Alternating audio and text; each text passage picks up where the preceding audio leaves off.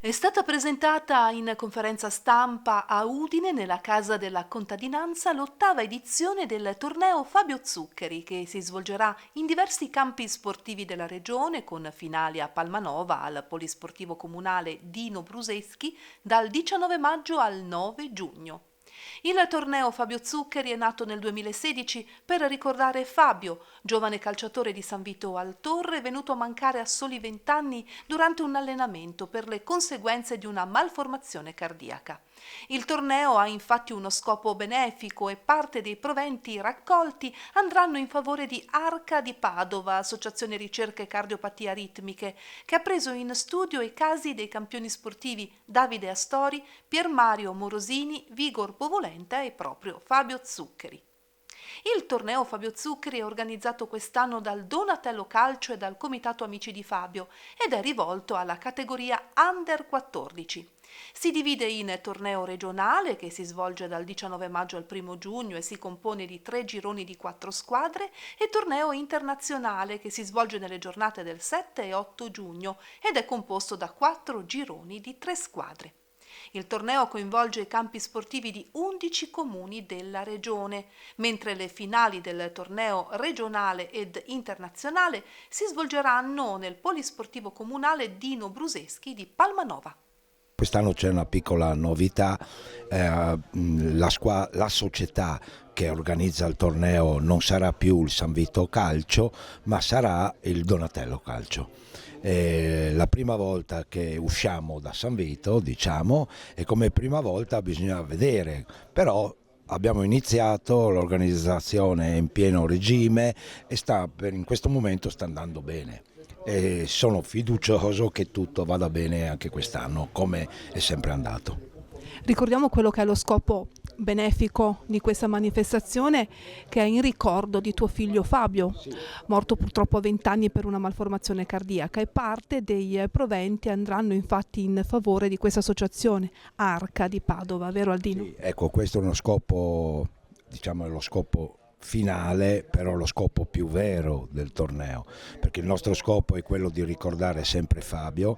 ma lo scopo vero è quello di riuscire a fare ogni anno nel nostro piccolo, chiaramente, un po' di beneficenza a favore dell'Arca di Padova, che è un istituto che studia quel tipo di patologia che ha colpito Fabio, e per noi questa cosa qua è quel piccolo aiuto che possiamo dare anche a noi, a questa istituzione, e per noi diventa importantissimo.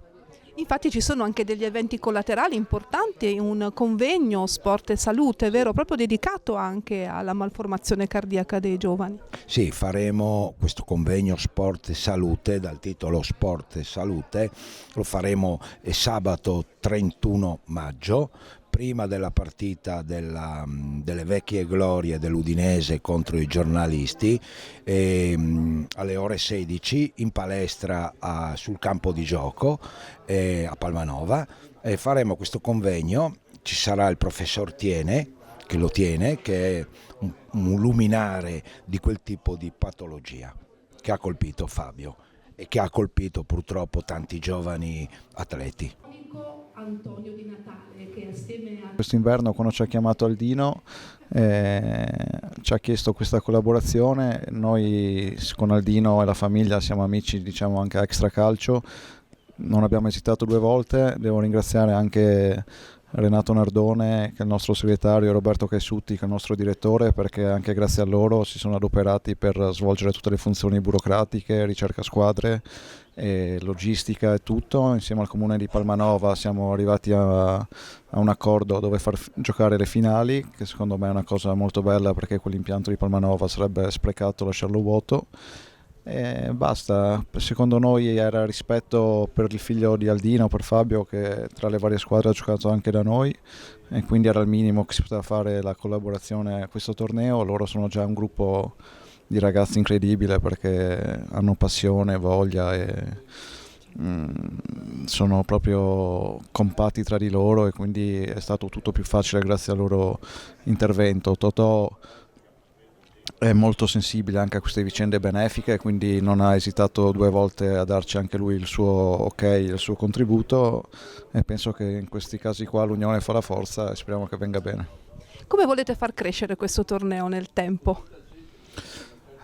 Allora, noi cerchiamo intanto di renderlo un po' più internazionale, poi se ci sarà un po' di più tempo e un po' di più di risorse si potrebbe anche ampliare come numero di squadre e si potrebbe fare anche delle preview prima dove ci sono delle qualificazioni in cui chi vince partecipa, un po' alla volta. Secondo me sono cose da fare un passo alla volta, però penso che avendo le persone giuste che lavorano la manifestazione possa prendere una dimensione sempre più grande.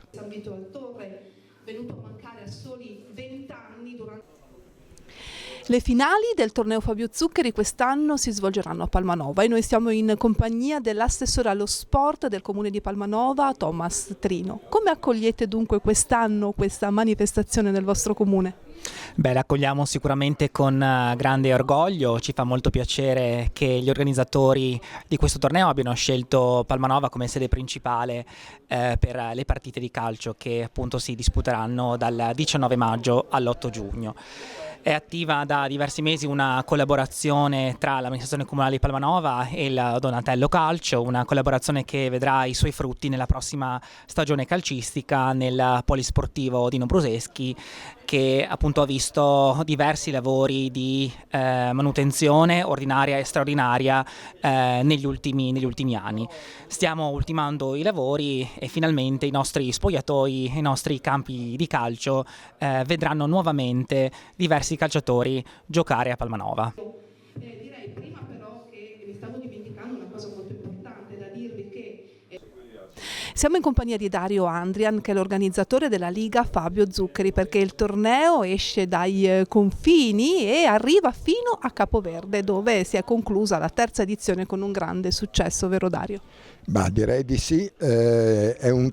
torneo che è partito come idea, poi si è concretizzato in un vero e proprio campionato, è giunto alla terza edizione con evoluzione continua dalle 12 squadre della prima edizione, siamo passati alle 16 della seconda e siamo arrivati a 19 della terza. Ho una previsione che aumenteranno per la quarta edizione. Il vostro sogno, vero Dario, è quello di riuscire a portare questi ragazzi proprio qui in Italia al torneo Fabio Zuccheri?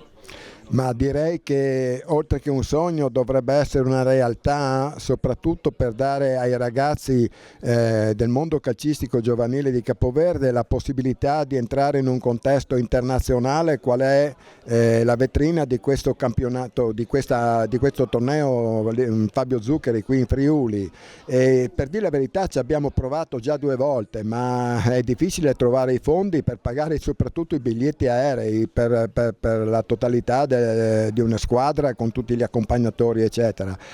Vedremo in seguito se troviamo uno sponsor o qualcuno disposto a sostenere queste spese e non ci sarebbero assolutamente alcun problema anche per l'ospitalità da parte del nostro torneo Fabio Zuccheri, così come ospitiamo le altre squadre non ci sarebbero assolutamente nessun problema a ospitare anche una compagine di Capoverde. L'importante è trovare qualcuno che sostenga le spese dei passaggi aerei che insomma sono abbastanza consistenti.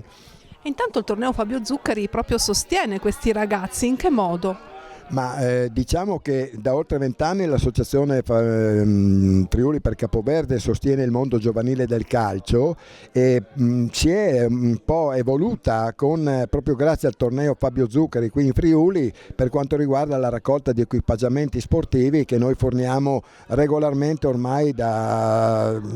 qualche anno, diciamo così, a tutte le scuole di calcio giovanili. 2 anni fa abbiamo fatto una raccolta attraverso il torneo Fabio Zuccheri e abbiamo sostenuto, praticamente fornito materiali a 21 squadre e più a tutti gli arbitri dell'isola di San Vicente e dell'isola di Sant'Antao, quindi è un aiuto notevole che diamo, un contributo notevole che diamo al mondo del calcio giovanile, anche perché a Capoverde, ma credo un po' sia un aspetto generale, che il mondo dello sport vive anche come sistema educativo e una valorizzazione di quelle che sono il rispetto ai valori umani e in quelli di Capoverde questa è una considerazione molto valutata, tant'è vero che all'interno della nostra Liga esiste anche un trofeo dedicato al fair play che è considerato quasi più importante del trofeo principale.